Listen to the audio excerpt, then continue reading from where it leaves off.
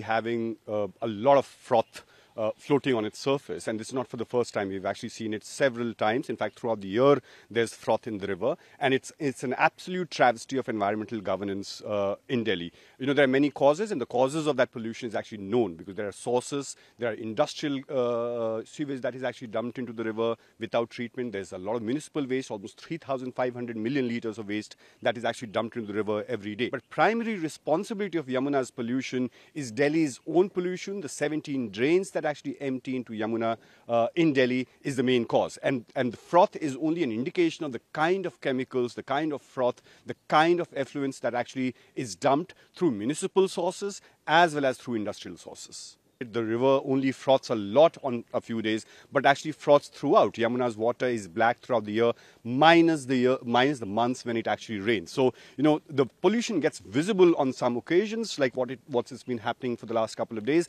but the river is literally dead throughout the year. Water quality of Yamuna is completely E-class. As per Central Pollution Control Board, the water quality is not even fit for animal bathing. It's only fit for industrial cooling. If you look at the froth, and there's also fumes. There's methane coming out of the river at various occasions. A completely dead river with no aquatic life. The coliform levels are actually high. There's hardly any dissolved oxygen in the river. All the parameters of a safe surface water, of a safe river, that goes for a toss when it comes through River Yamuna. River Yamuna is one of the most polluted rivers, and it's been polluted and has stayed polluted for more than a decade and a half, or 2 decades for that matter. And still, we have not really seen any kind of political will or political urgency to solve this crisis. It has a direct impact on people who actually go and bathe in the river. We have Chhat Puja coming, and there'll be lakhs of people who will actually be taking a holy dip in the river.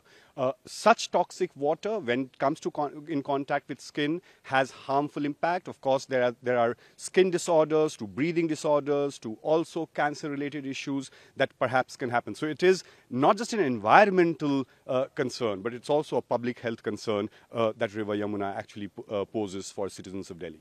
A Delhi Pollution Control Committee needs to be more active. It's understaffed. Delhi government has to be more proactive, as in they keep allocating resources, but we don't really know where those resources are going. This is the primary responsibility of Delhi Jal Board. Both drinking water supply as well as the sewage management is the responsibility of Delhi Jal Board, which comes directly under Delhi government. And I think it's very important that they actually take concrete steps to curb it. We will have to have a short-term, medium-term and long-term plan. We can't just say, we can't always claim helplessness, because if you start moving, if you know that there are polluting industries, if you know that your sewage treatment plants and effluent treatment plants are not really efficient and effective, then you need to do something about it very, very soon.